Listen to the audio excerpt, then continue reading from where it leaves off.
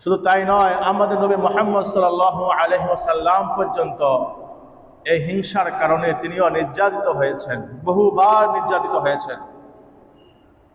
নবীজি আলাইহিস সালাতু ওয়াস সালাম যখন মানুষকে দ্বীনের দাওয়াত দেওয়া শুরু করলেন, তখন কাফের মুশরিক যারা ছিল, যারা নবীকে নবুয়তের আগ পর্যন্ত ভালোবাসতো, কিন্তু দ্বীনের দাওয়াত দেওয়া শুরু করার পর থেকেই তারা নবীজি আলাইহিস সালাতু ওয়াস সালামের শত্রু হয়ে গেল। যে ইহুদি যারা ছিল মদিনার মধ্যে, ইহুদিরাও নবীজি আলাইহিস সালাতু ওয়াস সালামের প্রতি বিদ্বেষ পোষণ করতে শুরু করলো।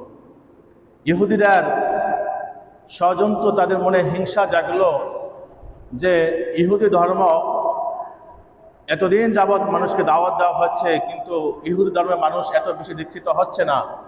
কিন্তু মুহাম্মদ রাসূলুল্লাহ সাল্লাল্লাহু আলাইহি ওয়াসাল্লাম যখন দ্বীনের দাওয়াত দেওয়া শুরু করলেন, মুহাম্মদের ডাকে এত মানুষ কেন আসে? মুহাম্মদের ডাকে এত মানুষ কেন আসে? নবীজির বিদায় হজের ভাষণে তখনও ছিলেন প্রায় লাখের উপরে সাহাবী। তো এই হিংসার বশবর্তী হয়ে একজন ইহুদি, যার নাম হচ্ছে লাবিদ ইবনে আসম, এই ইহুদি নবীজি আলাইহিস সালাতু ওয়াস সালামকে জাদু করলো। নবীজি আলাইহিস সালাতু ওয়াস সালাম শেষ বয়সে তিনি এত বেশি কঠিন রোগে আক্রান্ত হয়েছিলেন যে নবীজি আলাইহিস সালাতু ওয়াস সালাম সহসায় তিনি সুস্থ হচ্ছিলেন না।